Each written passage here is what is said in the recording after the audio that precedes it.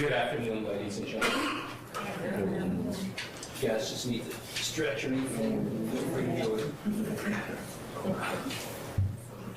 My name is Careton Matthews Sr. Attorney Teresa Mafood and Attorney Careton Matthews Jr. We have the pleasure and the honor of representing Mr. Marquavius Huey in these proceedings. Who is Marquavius Huey? Marquavius Huey is 27 years old.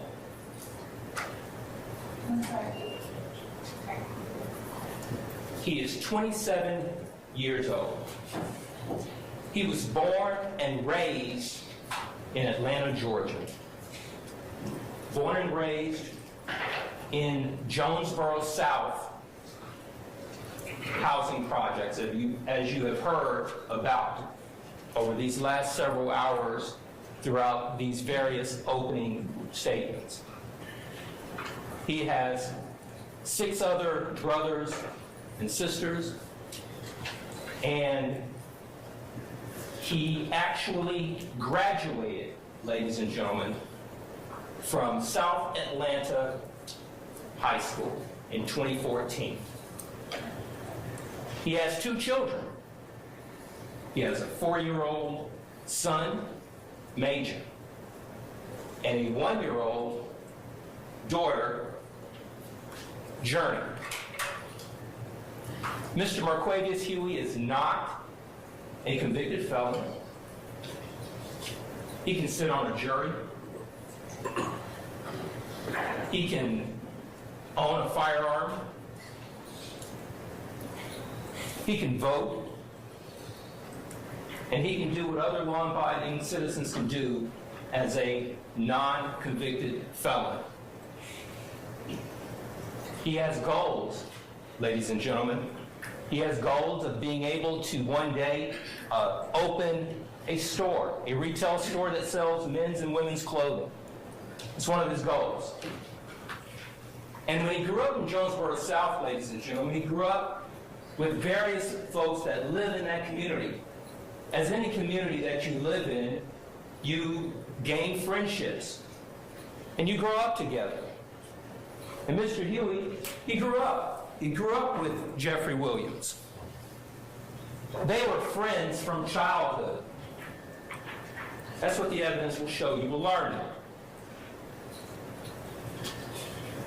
Now, let's get into the overt act 76.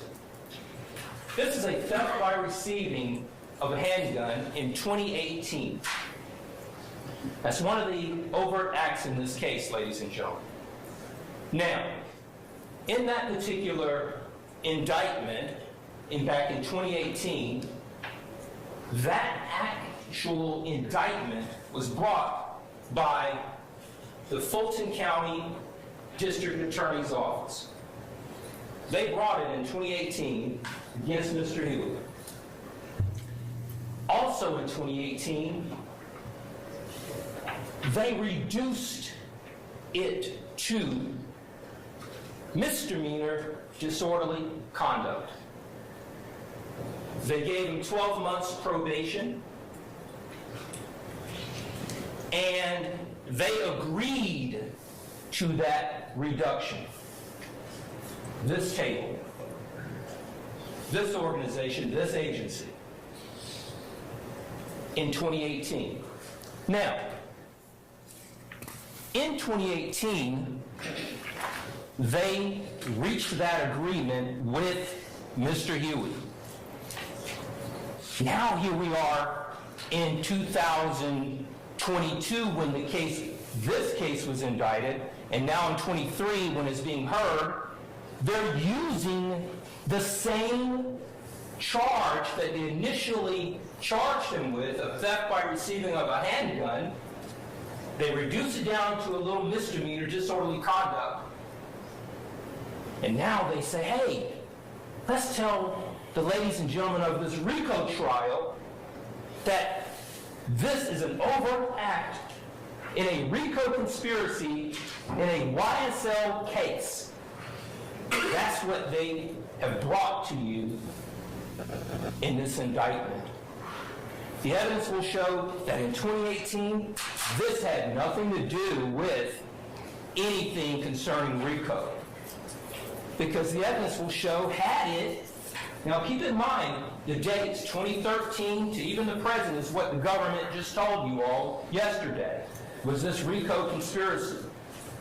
So in 2018, ladies and gentlemen, if this particular overt act has anything to do with a RICO conspiracy today, why did the same agency decide in 2018 that a felony theft by receiving charge negotiated, agreed to, should get reduced down to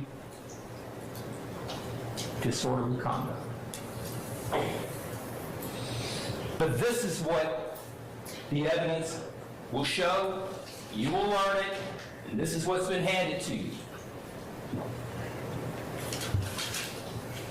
Now, let's break it down. This indictment.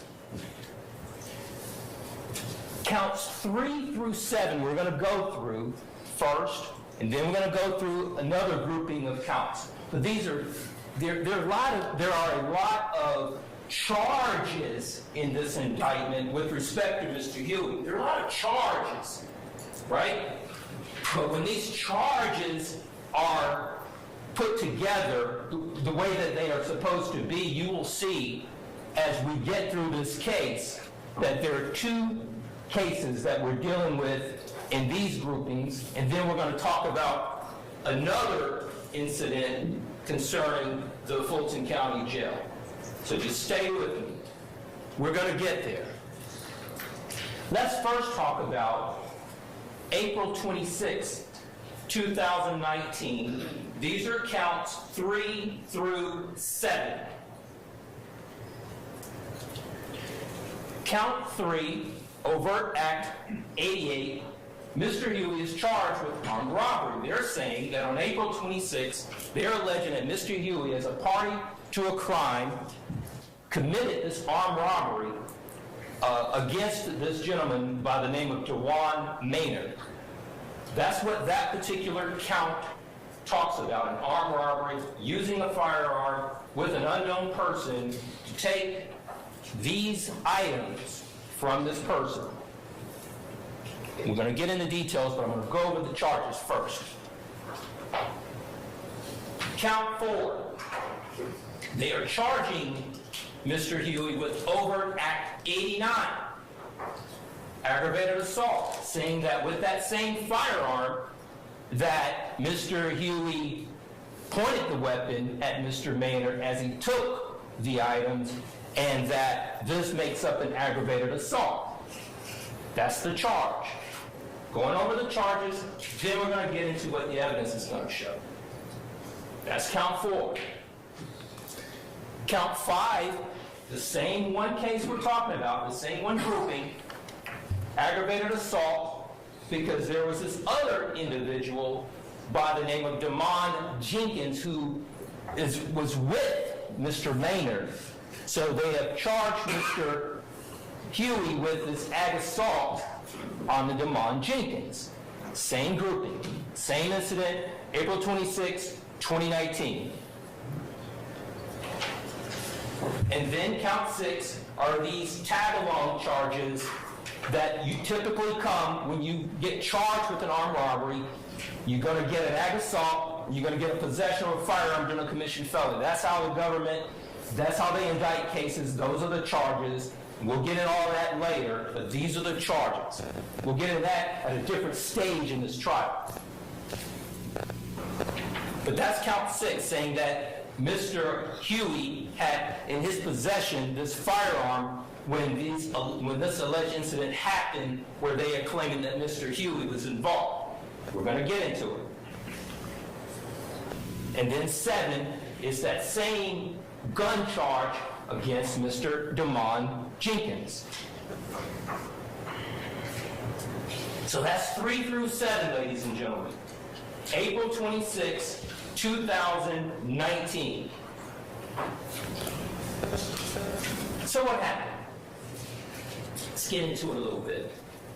April 26, 2019, around 12:39 a.m. in the morning, at 741 Morosco Drive, Northeast, Atlanta, Georgia, at this apartment complex called Core Lindbergh Apartments.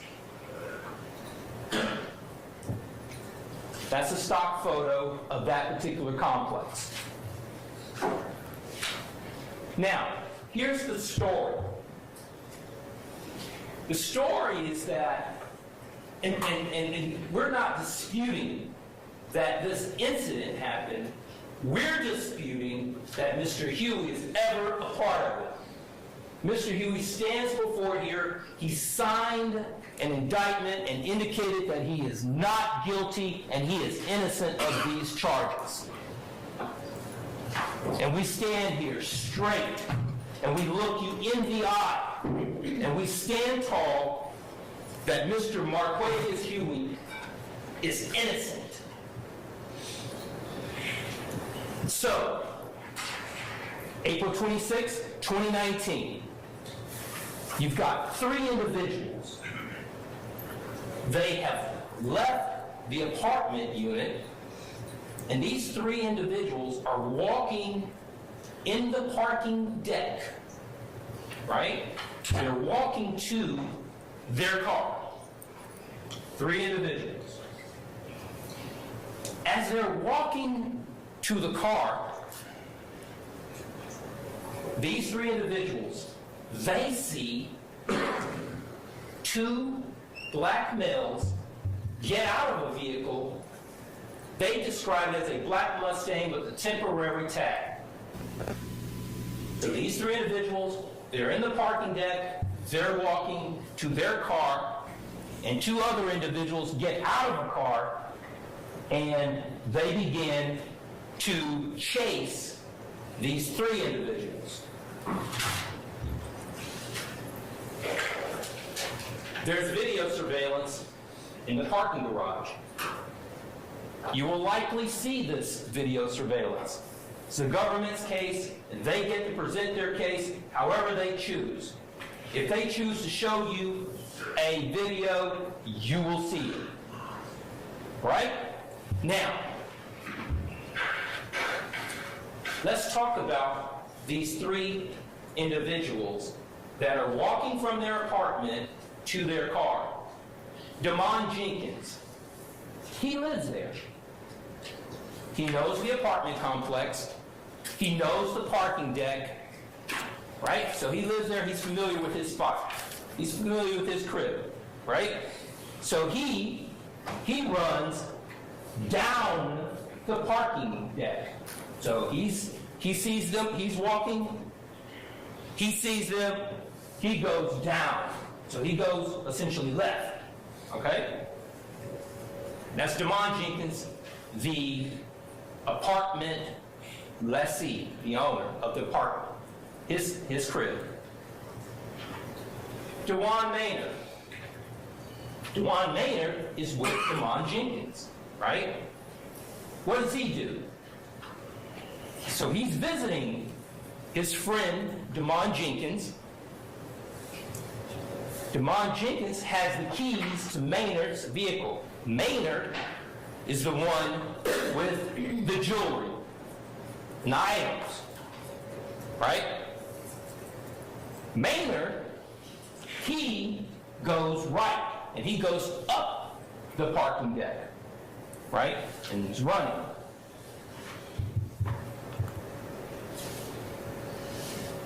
Now, you've got this armed robbery that is occurring.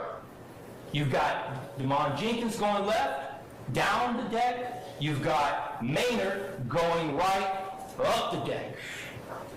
Now, pay close attention. The 2 perpetrators they decide that they are going to go after one person, not two, right? This is an armed robbery, right? You've got two perpetrators, you've got three victims. One of those victims goes left, Jenkins, Maynard goes right. Maynard is the one person out of those three that those two perpetrators go after. So you've got two individuals that are the perpetrators chasing Maynard up the parking deck. The third male, I guess he goes down, and he is not chased. He goes down, one goes left, he ducks, the other one, Maynard goes up the deck, the two perpetrators chase Maynard. That's the story, that's how it's happening. Now, the two perpetrators, they reach Maynard.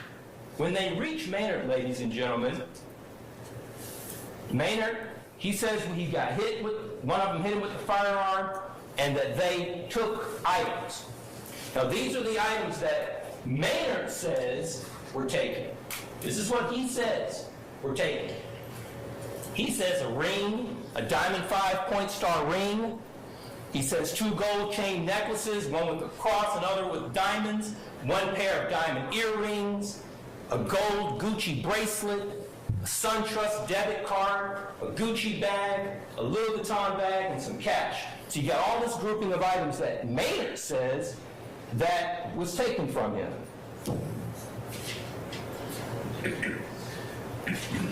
You've got police officers galore that come over to the scene, right? So you've got responding officers, you've got white shirt officers, you've got sergeants, everybody's responding there, trying to figure out what happened. They talked to Maynard and Jenkins, right? They talked to the security guard, Joel Hines. Joel Hines, he says that, I was patrolling the area. I saw this black vehicle that had been parked and running for about an hour or so. It had tinted windows, and I couldn't see inside.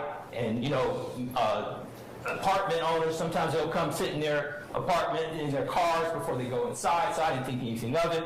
I didn't see anybody. I didn't get a look at anyone. So the security guard, he doesn't see any individuals that are in the black vehicle. They canvass the parking deck. The officers, they get surveillance videos from the parking garage. So that's what the officers are doing. That's what they did that night, right? Now, here's where it gets interesting, ladies and gentlemen. On April 26, 2019, at 12:39 in the morning, that's when this incident happened. Demond Jenkins, when he goes left, Demond Jenkins, who's the apartment owner, when he goes left, he goes downstairs, he runs out, and he happens to see an officer, he flags him down. So that officer's right there, pretty much, all right? And then other officers start coming and converging on this incident scene to try to figure out what happened. But on that same day, later that day,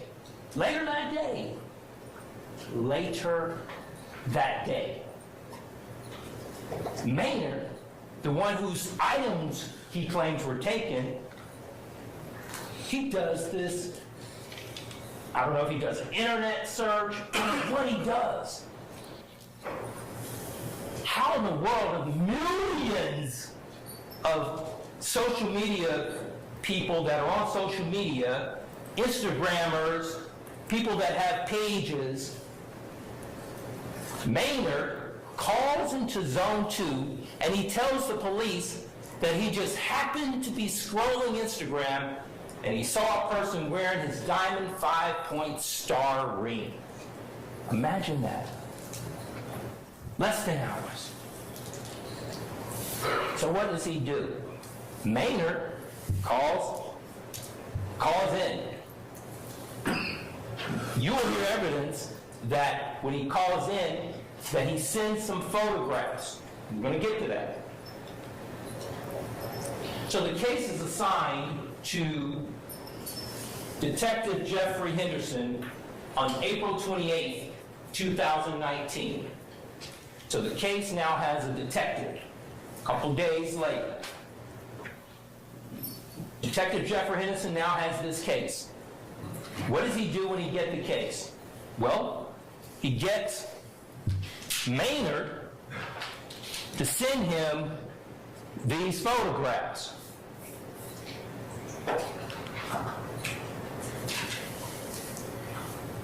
He views the video surveillance footage that he obtained from the parking deck, from the apartment complex. And he asks him to send some pictures of the jewelry. So send this information that you found on Instagram, send me some pictures of your jewelry, and send me some videos, and let me take a look at the video surveillances that I was able to get from the parking deck. So these are the photographs that Maynard, the victim in the case, he sends Detective Jeffery Henderson 2 separate Instagram pictures of 2 separate people. On the left there is a picture he sends of someone else, some person in the world on social media. Maynard sends that photograph, and he sends the one on the right. The one on the right is Mr. Huey's Instagram. The one on the left is someone else's Instagram. He sends these to Maynard, to the Detective Henderson. 2 different people with the same ring, or the similar ring, or some ring that looks like the one that he owned the same day. So he becomes his own detective. Now, the video that was obtained from the parking garage, ladies and gentlemen, that video, it shows the 2 perpetrators running after Maynard, right? One of those perpetrators has on like a black jacket and maybe some red pants or something of that nature. The other person has on a gold puff jacket and some black slacks, pants or jeans or whatever. So that's what the video is showing from the parking garage. So, what does Detective Henderson do? So he goes on to Mr. Huey's page, and I guess starts scrolling Mr. Huey's page. Oh, Mr. Huey has a gold puff jacket. But guess what, ladies and gentlemen? In this particular, Mr. Huey's is on the right, standing in front of a black Infiniti vehicle that belongs to his lady, Justice Woodard, who is the mother of their 2 children, Major and Journey. On the left is a photograph.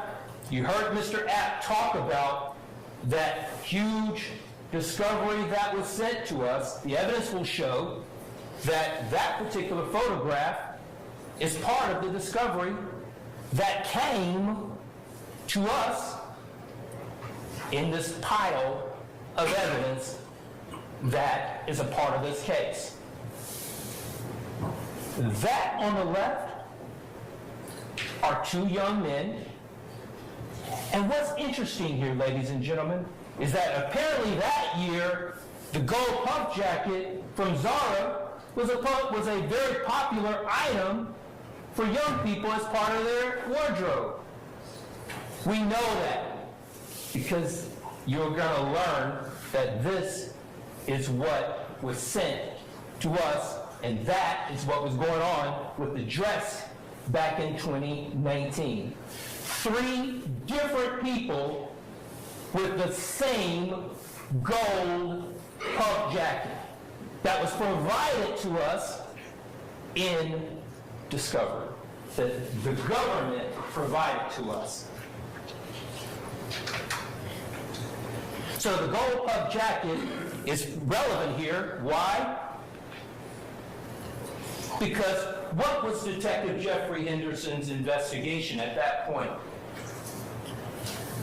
Maynard sends him these two hands with the similar jewelry.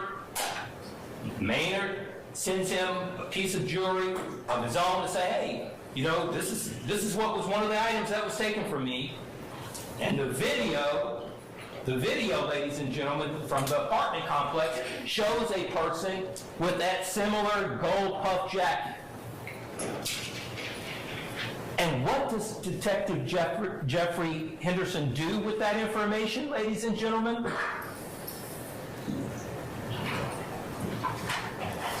He completes it. He completes his investigation. This happened on April 26, 2019. 4 days later, he gets a warrant for Mr. Huey's arrest on that investigation. That is the case.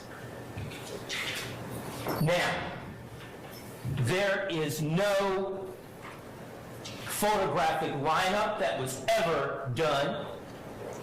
Maynard never says he saw Mr. Huey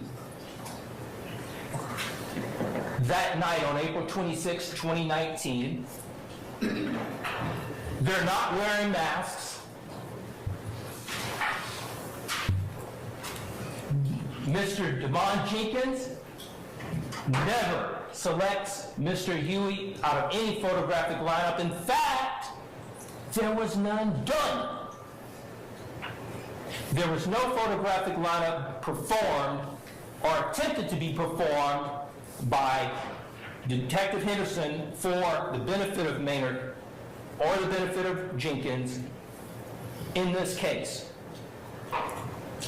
He took what he got from that video surveillance, went on to receive the information that Maynard sent him, and decided that there was enough for a warrant. No photographic identification, no fingerprints left at any of those scenes, no shell casings that are linked to any firearms belonging to Mr. Huey. None of it. That's what you're going to learn.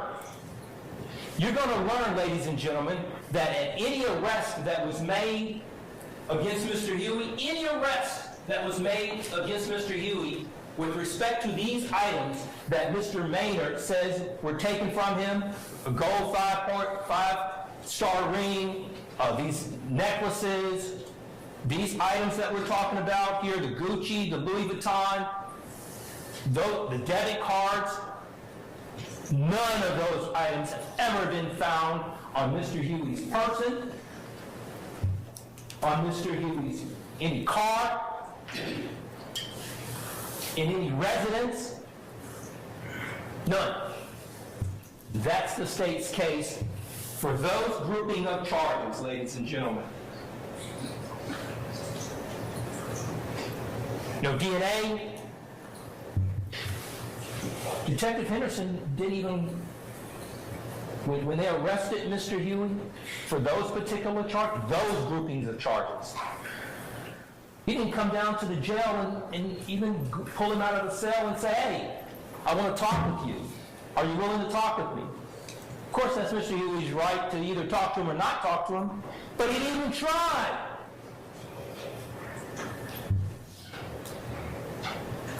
No other witnesses out there at that location that are going to tell you that they ever saw Mr. Huey at that location. That's what you're going to learn about that grouping of cases.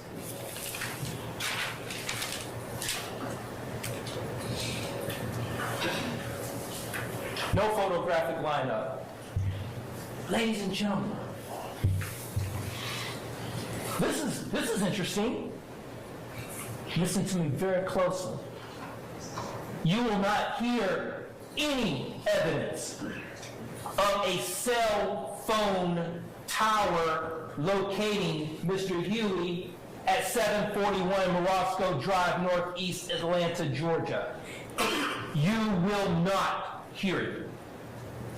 In the technology-driven world that we live in, cell phone evidence is powerful in terms of being able to put people at locations.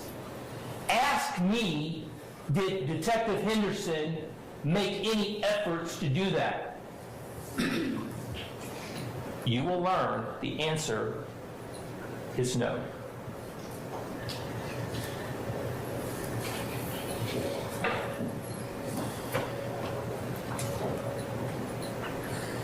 Okay, that was that grouping of cases, ladies and gentlemen.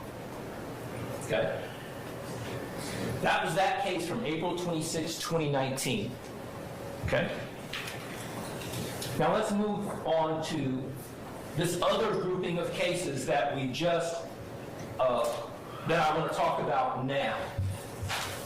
So let's move on to another time and another place. Let's go to October 1st, 2020. Now, count 14, when you all get this indictment, count 14 over Act 116 charges Mr. Huey with armed robbery, alleging that Mr. Huey and another unknown person committed an armed robbery against a gentleman by the name of Gary Holloman. That's what count 14 says, by use of a firearm. That's 14. 15, we're still on October 1, 2020. These next series of counts are going to deal with one day.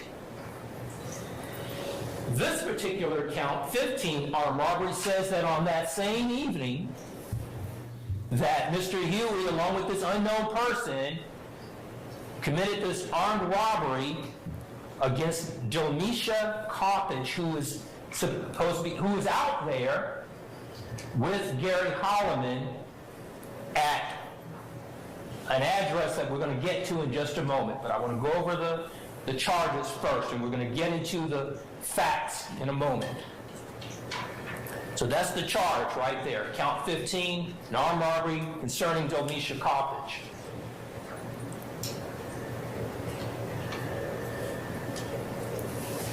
Count 16, this is a big case, ladies and gentlemen, so I'm giving you an opportunity to try to organize it as best you can.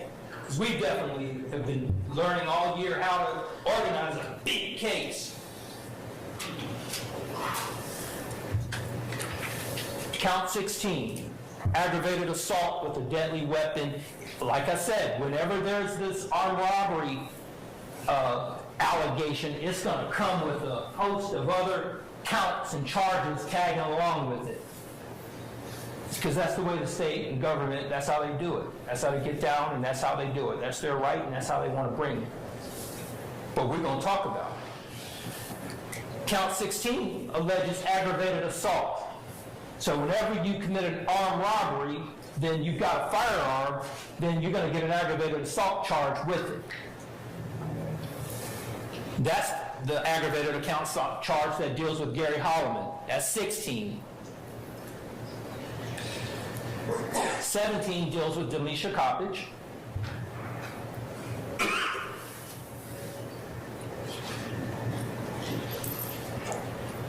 18 is another way of alleging an armed robbery.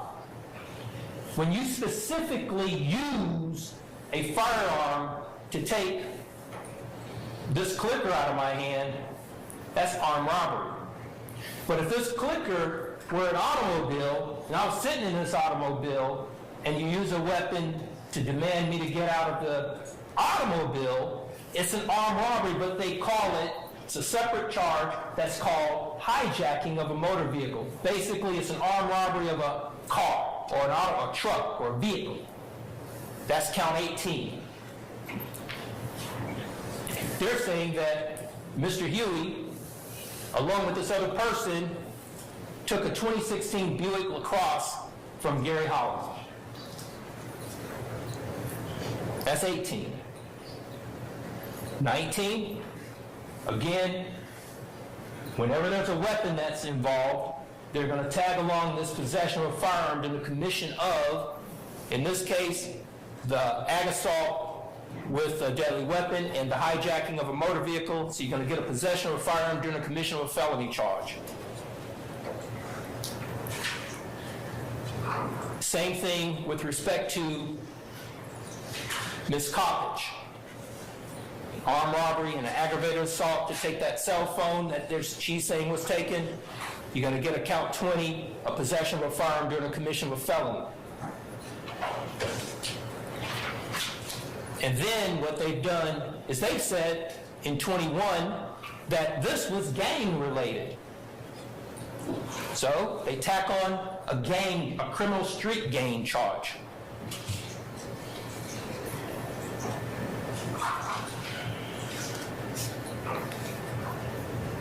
And the same thing for Ms. Coppage.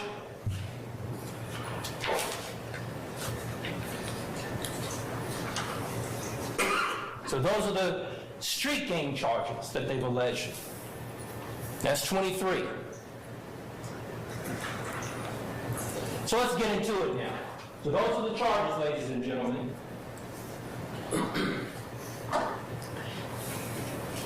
On October 1, 2020, 250 Fulton Street, Southwest Atlanta, Georgia. Not very far from where we are now, over by the juvenile court building. They're alleging that on this particular October 1, 2020, in the evening hours,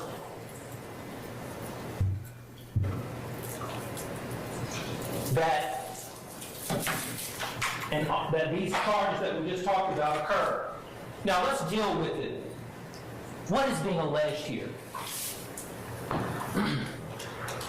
Gary Holloman, who's no longer with us, ladies and gentlemen. Gary Holloman sold pills for a living. He was a drug dealer. And Mr. Huey had gotten injured. And his injury was the result of a shot to his leg in being out in the public and living in the area. There was a shooting incident. He got shot. Okay? When he got shot, he ran out of the ability to get medicine the right way. So what did he do?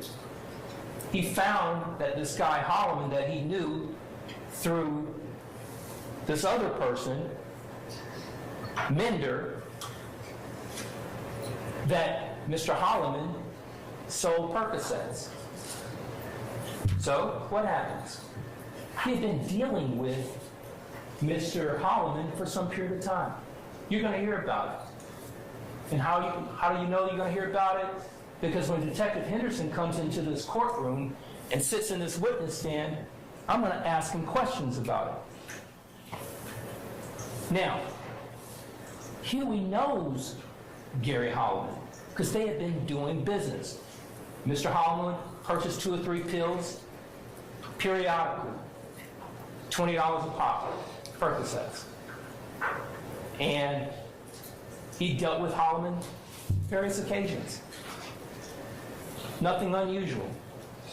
I'm going to meet you. I'm going to call you. Right? He calls him. Huey calls Holloman from time to time. Right? And when he calls Holloman from time to time, Holloman, in fact, you will learn, through Henderson that Henderson, when they arrested Mr. Huey on these charges, they sit Mr. Huey down in an interview room. And when they sit Mr. Huey down in an interview room, Henderson reads him his rights. And Mr. Huey agrees to talk with him without an attorney, because I don't have anything to hide. I'm okay talking to you without a lawyer. He sits down, talks to him.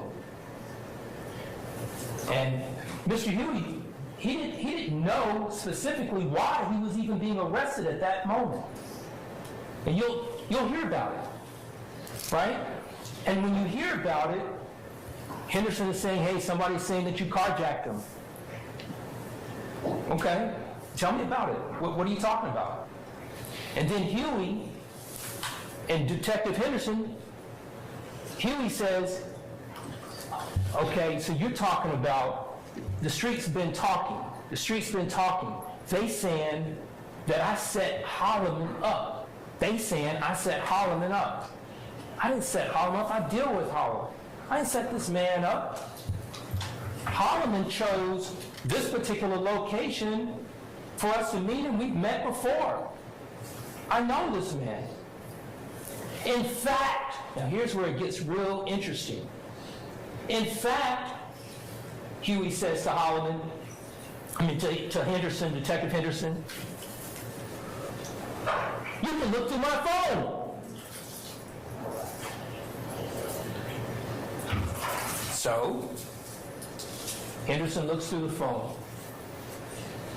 And what does he see, ladies and gentlemen? He sees Your Honor, we're going to object to this portion of self-serving hearsay. Yep, the evidence will show. I'll overrule the objection. The evidence will show, ladies and gentlemen, that Henderson, they have the phone out. Huey is leaning over. Henderson has the phone. They're scrolling.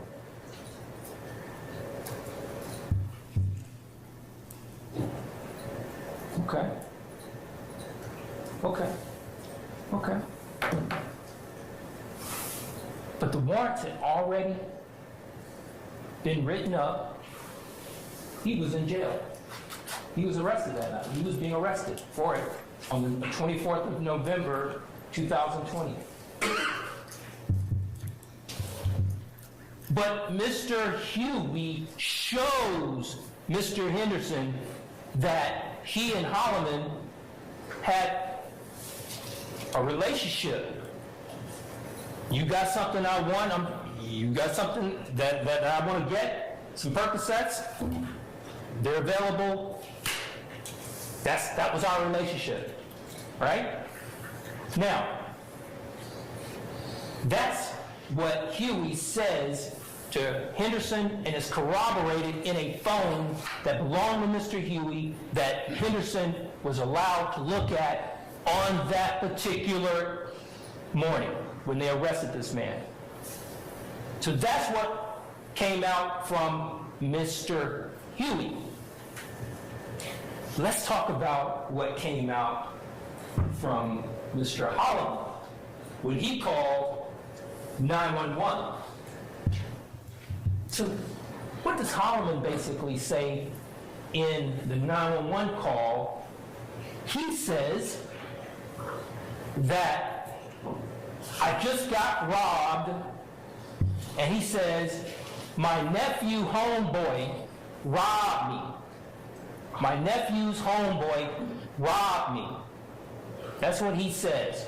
And I was meeting with him because my nephew wanted me to give him some money to put on my nephew's books at the Fulton County Jail. That's what Holloman says to 911. Now, you're going to ask yourselves, ladies and gentlemen, the evidence is going to show that you don't need to give money to your nephew's homeboy to put on your nephew's books at the Fulton County Jail.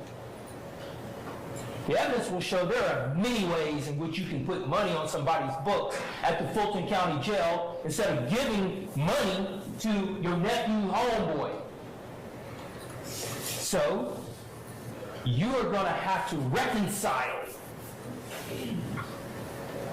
that story that my man Holloman told 911, and in the 911 call, he didn't say, that's what he said, my nephew's homeboys, I'm putting some money, giving money to giving some money to my nephew homeboy. That's what he said. So you're going to reconcile those. You're going to have to balance those two versions of events. You're going to have to ask yourself, and here's the other thing you're going to learn with this same case. You're going to learn that Mr. Holloman tells Mr. Henderson that Mr. Huey didn't have a firearm. And he's going to say, whatever he's going to say from my understanding is somebody just walked up out of the dark and put a stick on him and took his car, not Mr. Huey. What does Delmisha Coppage? Delmisha Coppage, you're going to learn that she actually lived at 250 Fulton Street, right? And that Mr. Holloman was there to meet her, right? And you're going to learn from Delmisha Coppage, if they decide to call her as a witness, that they interviewed Delmisha Coppage in September of 2022. Shortly after they indicted this case that we're here today on, they decided to go out and, do their field interviews of their alleged victims and talk to them. In September of 2022, Delmisha Coppage tells Officer Investigator Viverito, she tells this law enforcement person that, they took BG's car, Gary Holloman, BG. They took BG's car, and they also took my car, the other one left in my car. You will hear that. And there had been no information, allegations of her car ever being taken on October 1, 2020 until September 22nd, 2022, when she told it to Investigator Viverito. Mr. Huey's not even charged with taking Delmisha Coppage's vehicle. Why would she say something like that? So you all, as the triers of fact, fancy little phrase that we use in the legal business, you all, as the deciders, will have to determine with whom you will believe. What is the credibility? So those are things and decisions that you will have to make. But her car was never, ever taken.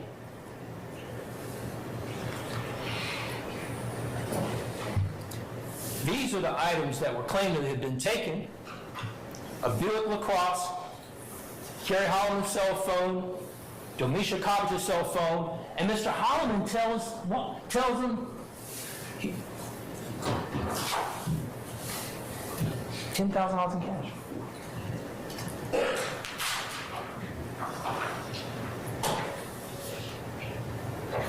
You will be assessing the credibility of witnesses throughout this case. For each of these wrongfully accused individuals that are seated at these tables. Now, witnesses are going to come into this courtroom, and they're going to sit right here. And you'll see me. You may see Attorney CJ. You may see some of these other lawyers. We're going to be standing right here, ladies and gentlemen. And we're going to be asking them questions on the witness stand. And they have come into this court and raised their hand, promising to tell them God's honest truth. And when we get them into this courtroom, and when we cross-examine them, and we bring it out and establish certain things, we're going to come back to you, and we're going to tell you why, when we set this in opening, that this is the way it should go.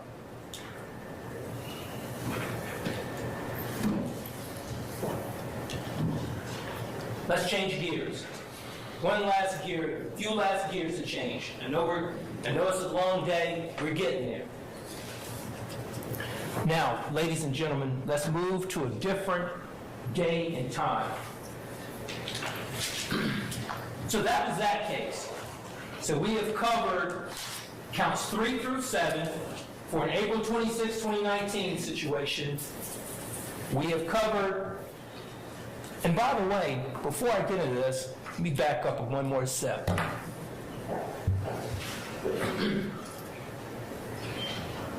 No vehicle cross was ever found in Mr. Huey's possession. No cell phone was ever found in Mr. Huey's possession belonging to Delisha Coppage, Gary Holliman.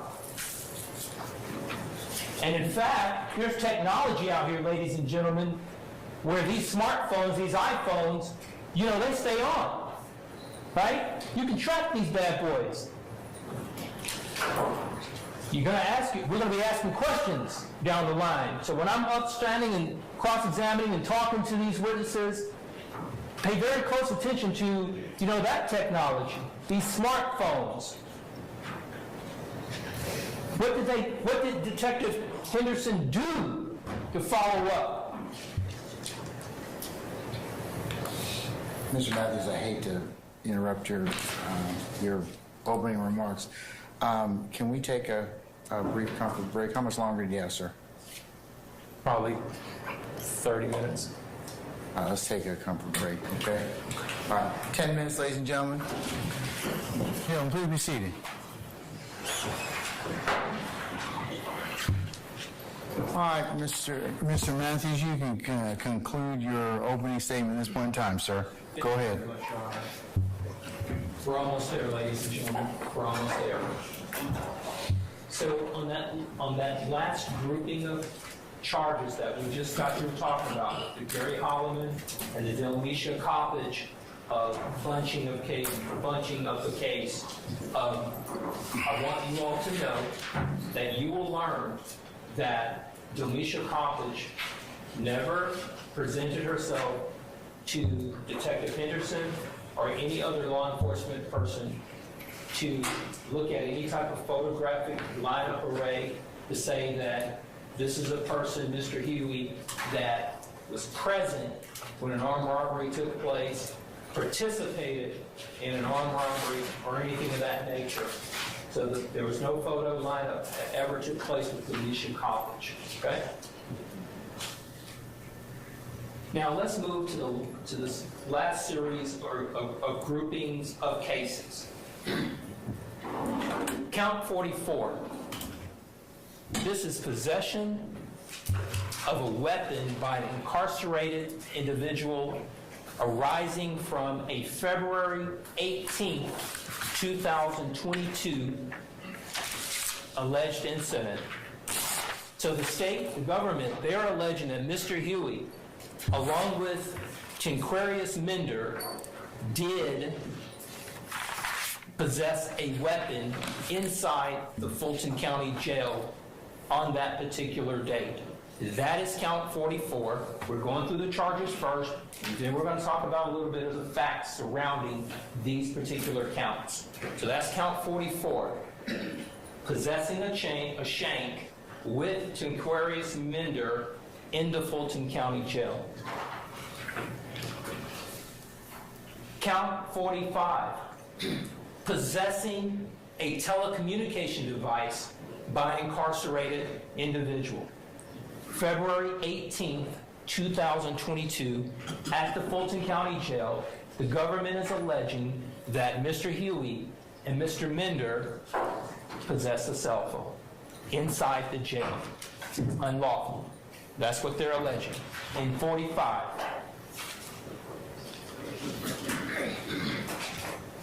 In 46, what they're alleging. Now, when you look at the indictment, ladies and gentlemen, they are alleging that on this particular date, when you look at the indictment, I don't know anything about February 22nd, 2022, but in the indictment it says that on February 22, 2022, that Mr. Huey, and Mr. Minder, that they participated in criminal street gang activity by possessing a weapon and possessing a cell phone on February 22nd, 2022, 3 or 4 days, or how many days that is after February 18th, 2022. That's in the indictment. I don't know what that's about, but that's what is being alleged on February 22nd, 2022.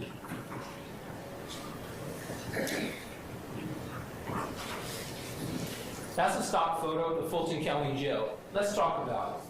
Let's talk about February 18th, 2022, inside that facility. Now, what will the evidence show? Mr. Huey shared a cell with another inmate, Marquavius Minder. Mr. Huey does not get to choose. This isn't the Holiday Inn, ladies and gentlemen. You don't get to choose your own room that you want to be in. Oh, I want to be on the 3rd floor. I want to be at the penthouse. No. Classifications, the jail, they decide where you will be inside their facility. All right? When you look at that indictment, when you get it back and after this trial is complete, you will learn that the government, they indicted Mr. Minder in this case as well. All right? He's one of those 28 people in this indictment. Now, we're going to get to asking questions at a stage in this proceeding where witnesses will come into court. And whatever witnesses they decide to bring in to this courtroom, and whatever witnesses they decide to bring in and talk about these particular grouping of charges against Mr. Huey and against Mr. Minder, we're going to go through a question-answering process. We're going to have a conversation about it, right? And that conversation that we're going to be asking questions and trying to get our heads around the idea that the facility has made a decision to put 2 individuals who are on the same indictment in the same cell. Does that make any sense? So we're going to talk about that. Why would they do something like that? Why would that be a thing? To put 2 individuals that are on the same case in the same cell? Not the same pod, not the same facility, but the same cell. You'll learn that there are two people to a cell, right? Minder, who's on this indictment, didn't choose to be in that room on his own. Mr. Huey, who's in this indictment, didn't choose to be in that room. So there are 2 people in this room. Now, they do a raid, right? When they do this raid, they tell everybody, get down on the ground. Keep your heads looking down. Don't look up at us. That's what they say to all these guys that are inside this facility. Don't look up. You're on the ground. So they do this raid. You will notice, ladies and gentlemen, that if they play this video for you, they march straight to that particular cell and begin that particular location among the first of this particular pod. 2 individuals on the same indictment in the same cell, and they go to that particular room during their first. Now, you will not hear any evidence that Mr. Huey claimed any shank. You're not going to hear any evidence that he admitted that any shank in that room belonged to him. You're not going to hear any evidence that Mr. Huey admitted that any cell phone belonged to him. So when the witnesses come into the courtroom, we're going to have a conversation, and we're going to talk about it. Now, what is the evidence is going to show you, and what are you going to learn throughout this particular case with these counts about the Fulton County Jail? We know that the Fulton County Jail is plagued with problems. Not small problems, huge problems. What kind of problems? Problems of people dying there. Infested dead person with bugs on them. In your jail that you pay tax dollars for. The jail is falling apart. The jail is under federal investigation for all of the things that occur at that jail that the feds are not pleased with. Unsafe conditions, inmates not receiving adequate medical care, employees having legal problems. So they charge Mr. Huey and Mr. Minder with possessing a shank. You will learn that there are cells that are left open.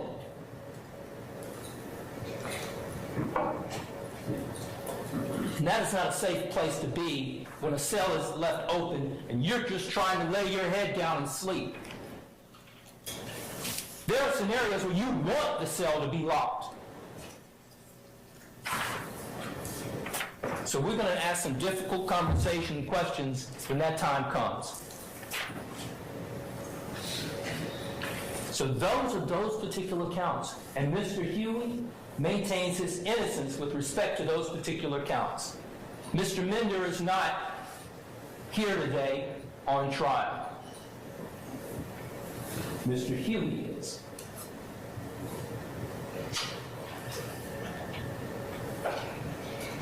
Now, let's circle back real quickly to the count 1 RICO.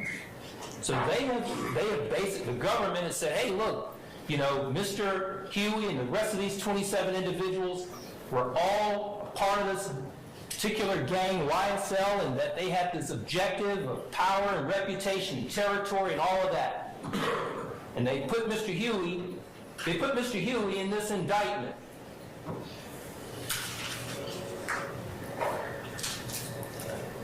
Over Act 102, March 12, 2020. If he don't take it back, he gonna die. You heard Mr. Steele talk about these already, so I won't go back through them and belabor the point, but that is one of the messages there. And what are we talking about here? Well, to be very quick to the point, Chandler Durham, a music producer, make beats, help artists put their music together, brings them music so they can lay their lyrics over them. You know, this is a person who had his car stolen outside Bishop Street, one of the studios over there in Atlanta. And I guess the word had got out that there was a possibility that Mr. Huey may have known some of these guys or had the streets talk. This is Atlanta, Georgia. And it's a small community in Atlanta, Georgia. We're in a big city, but it's still small in certain ways. So the streets talk. So Mr. Huey was asked, hey, if you know something, you know these guys, or you can help us get that stuff back, just tell them to get us our stuff back. That's not a crime. That's not RICO. So you're going to learn that Mr. Huey was able to knock on the streets, knock on the doors of the streets, and help try to get this man his stuff back. He wasn't able to get all his stuff back. He wasn't. But he was able to get some of the stuff back, and he was able to secure it. And Mr. Durham was aware of it. And Mr. Durham had no issues with Mr. Huey at all. And of course, Mr. Williams had no issues with Mr. Huey. And Mr. Huey was able to help try to secure that. And you're going to hear evidence that it was secured safely for Mr. Durham as Mr. Durham was in L.A. until he got back. Some of those items, not all.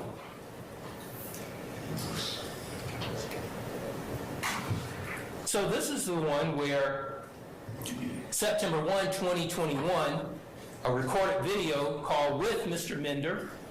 Now, Mr. Mender, you may hear as part of that Holloman case that we just talked about, you may hear a recorded jail call between Mender and some other person, some other female on the phone, and then some other male comes onto the phone, and they may tell you that that other male was Holloman. I don't know. We'll figure it all out when we get to that point. But Mr. Mender is a friend of Mr. Huey, is a friend of Mr. Williams. Mr. Mender was in jail, right? So Mr. Mender does a video call of Mr. Huey. Mr. Huey, the friends that he is with Mr. Williams and trying to get work and be part of that label as an employee, and they grew up together. So he wants to be able to take care of his family, Mr. Huey. But on this particular day, this is not a crime. What's happening here? On this day, Mr. Mender is on a video call with Mr. Huey, and Mr. Huey had already had some communication maybe with Mr. Williams, and they're at a jewelry store. And you'll learn that just pointing to Mr. Huey to take care of Mender's request, how is that RICO? How is that RICO? How in the world is that RICO? That's not a crime. It's not a crime. But somehow they decided to put it in this indictment for your consideration as an overt act.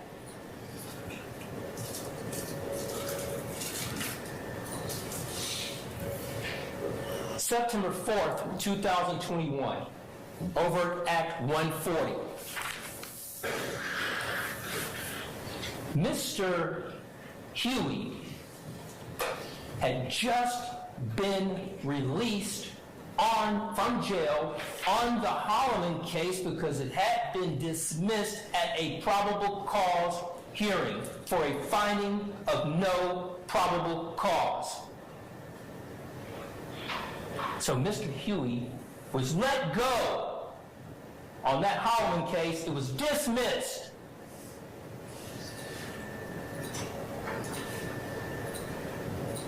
So he walks out of the jail. He and Mr. Williams are cool. They're friends. They grew up together in the South. So he's traveled with Mr. Williams before on his private jet. What's the big deal? That's awesome. So Mr. Huey, he says, from lockdown, we beat that case. We beat it. It was dismissed. Now it's back in this indictment. So Huey said, hey, lockdown, we're about to go to a concert. To Philly. He had a show. They went that evening and they came back. How's that RICO? How's that RICO?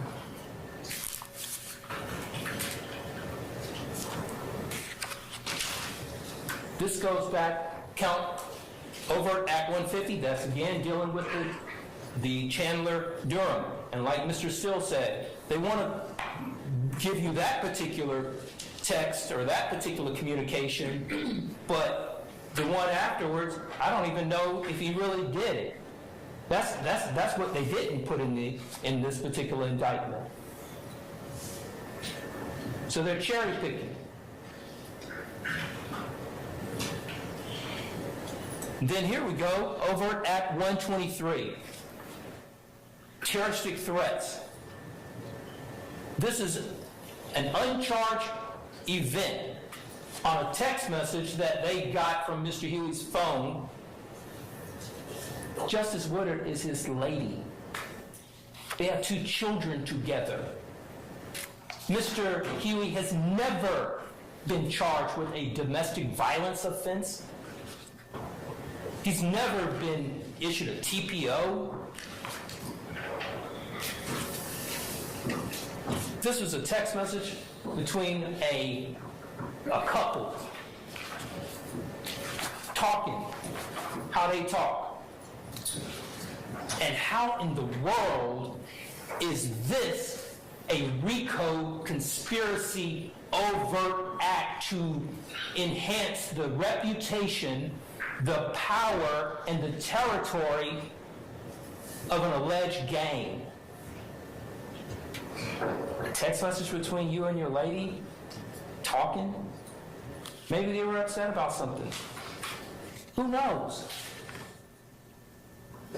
But they want you to believe that this was part of a RICO conspiracy. And the evidence, ladies and gentlemen, you will learn that the government hasn't specifically talked to Justice Woodard specifically about a terroristic threat of if you put the police on me, you're gonna die. To this point, to this day. So we'll get in the case and we'll see what happens. But that's the overt act that they want to sell you on.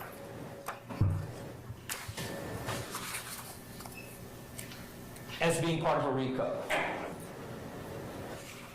So those are the overt acts that are uncharged. So it's not a crime, but it is a crime. So we'll deal with it. So, we're here, guys. We're here. We are at the conclusion of this presentation. I have said it, and I'll say it again. When we get through hearing all of the state's witnesses and government's witnesses as it relates to all of these guys that are on this trial, including my client, Mr. Huey, we're going to come back to you.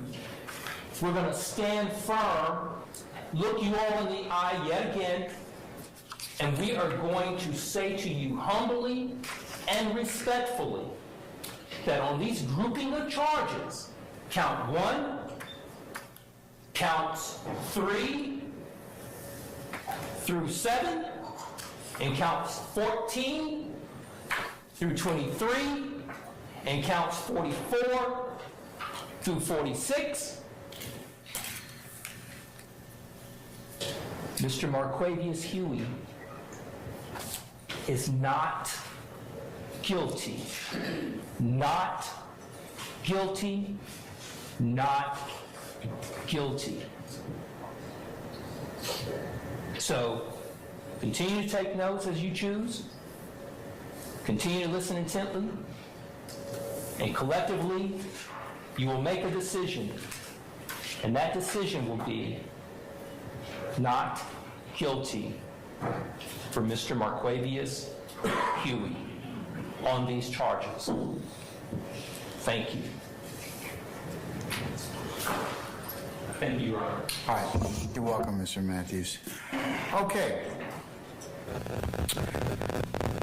Ladies and gentlemen, it is almost 6 o'clock, and I think it might be a stopping point for us today. What do you think? Yes. Okay. All right. Okay. So let's wind things down for today then.